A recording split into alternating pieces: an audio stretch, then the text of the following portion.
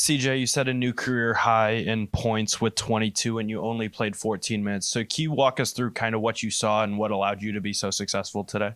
I believe that my teammates just set me up for success. Success coming into the game. We were well prepared coming into the game, coming off 2 losses. So our mentality coming into the game, we were on point. And I just got to give all glory to God for this. Without him, this wouldn't have been possible. So everything is because of him. And then what happened to your forehead? Me and bro we had headbutt each other on the possession. So I got a little cut, but I'm going to be all right for sure. Hi, CG. You struggled again in the Providence game. What allowed you to turn around your offensive performance tonight? Just sticking with my preparation and keeping my faith. I'm really strong on faith, so just leaning on God in rough times and knowing that it'll eventually come together. Just having faith in my teammates, I feel like that's what allowed me to perform tonight. Okay, are you able to talk at all more about the preparation that you just spoke of? Yes, sir. Just in practice, we go at each other every day as if we want it. We want it every day. We want to win. Losing doesn't feel good to us. So coach, he made sure we were on that straight line, and we scouted for them, and we were well prepared.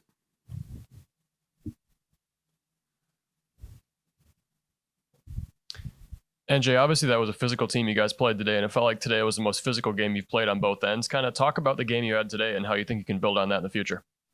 Well, first I got to give thanks to Coach Holtmann and J.O. for working on my free throws, because that's been pretty big for us in the last 2 games, especially against Providence. But I just think the finishing with bigger guys, because now we're getting into Big East games that everybody's going to be bigger than me, and I'm a smaller 5. So we've been working on a lot of elbow catches, just being able to finish around the rim over bigger guys.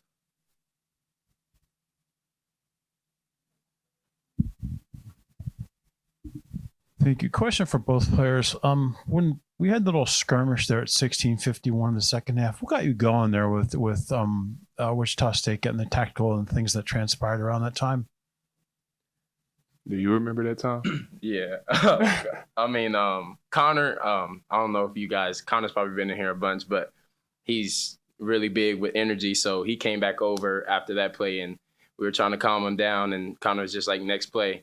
And when him and Block are out there, it's pretty hard not to match their energy. And if you don't match it, you kind of feel like you're getting left behind. So I feel like we all brought that. And from there, it just went up.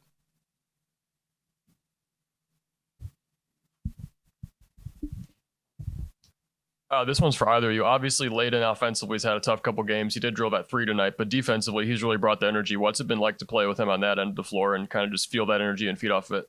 It's amazing to play with Layden. When his offensive game is not necessarily going the way he wants it to, we know that he can affect the game in many more ways. So if he's not scoring the ball, it's our job as his brothers and as his teammates to uplift him and keep him up and make sure that he's focused on the next possession, because every possession in this league and in this conference, it matters.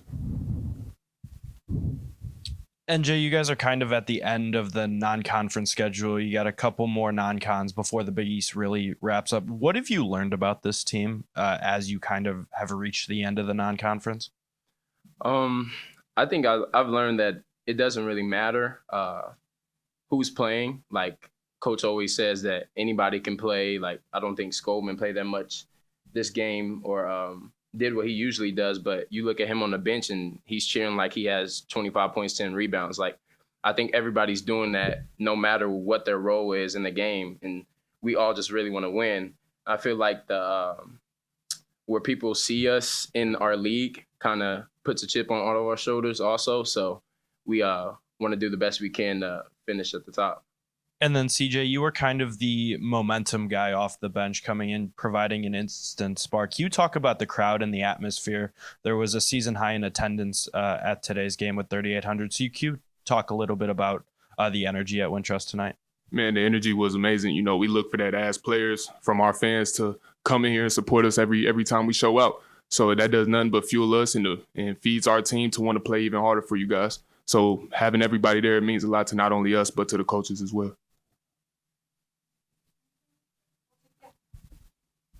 You folks were up, I think, 8 points in the Providence game with 3 minutes to go. What was your mindset tonight when things got a little bit close to maybe 5-minute mark? As a team, as I was talking about earlier with the preparation we've been really focusing on putting a well put together game for 40 minutes. So just when you were talking about the 3-4 minute mark, we have to stay poised and stick to our standards. And we did that today, and we came out with the win. Yes, sir. Appreciate it.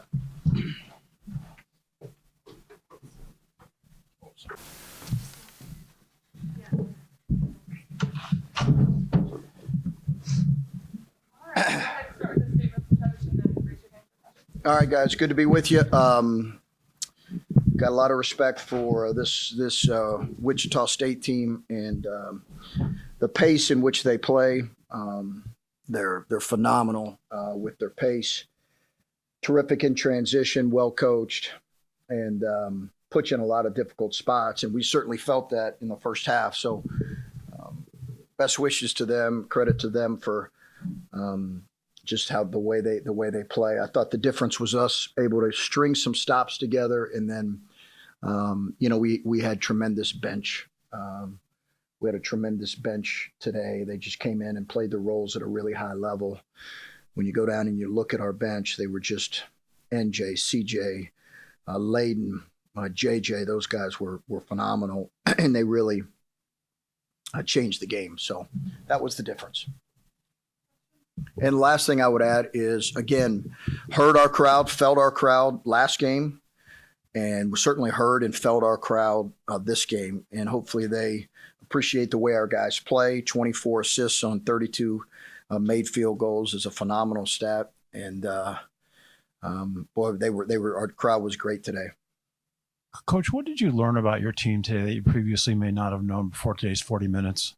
I think we have not been scored on that easily, really in any game, even in the Texas Tech game. They were just scoring at such pace. So I think what I learned is we have the ability to turn our defense up in a much better way, and that was good to see. We made a couple adjustments at halftime in our coverages.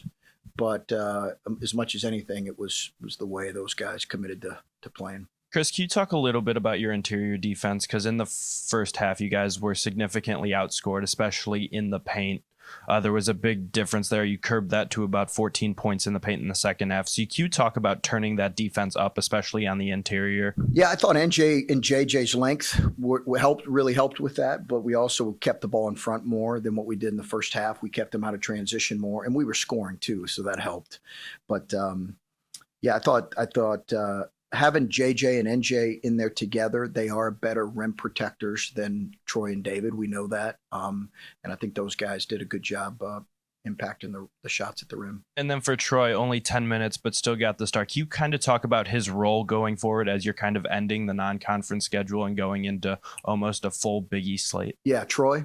Troy, yeah. He just needs to be ready to play. And I think he got popped in the nose and was feeling a little bit under the weather. So was Connor. So yeah, he's they put their 5 on him to start. Troy is a kid where you can easily transition him to playing the 5 offensively if they're going to put the 5. Notice the opening of the second half right now. We called a play. Brian said, hey, if they top it, go ahead and pop for an open 3, and he did that. A top means basically you're forcing it baseline on the pin down, and he has the ability to make adjustments with his mind. But, honestly, JJ was just giving us more good stuff today. And, the bench provided a lot of stuff that we needed. Coach, it was a tale of two halves today. And how do you weigh making adjustments versus staying with that same group? Because they might battle through. Well, I think as a group, one of our mantras is don't flinch. And I think as a group, we did a good job not flinching. And you'll hear our guys say that, don't flinch, don't flinch. Coaches need to say that as much as players probably. We get as emotional as players do, more emotional at times.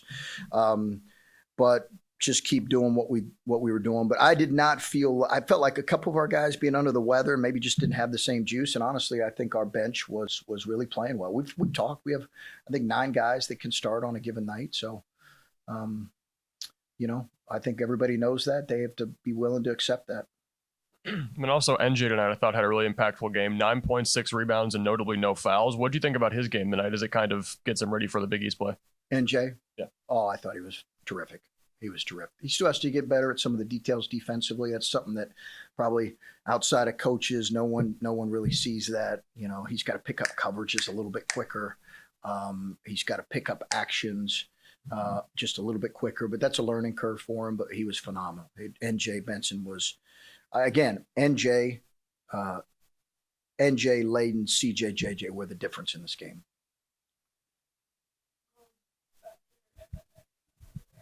Coach Jacob Meyer had 23 points as well as 7 for 7 from the line, but he also was diving for a lot of loose balls. At one point, he nearly dove into the media table right behind the bench, the opposing bench. What does it mean for you to see him being so aggressive going after every loose ball? I should have added him in the difference, not his scoring. We know he can do that. He got so many loose balls, shots or rebounds that were loose that they had that he stripped away. He really is good at that. He's a really good athlete and can get from point A to point B pretty quickly. But the difference in the loose balls for him, he and Layden both have a tremendous way of getting loose balls, and they were great. And then Chris, for CJ, he set a career high with 22 points in only 14 minutes. After the handshake line, you and CJ kind of had like an embrace. Can you talk about that conversation a little bit? I just told him I thought he was terrific.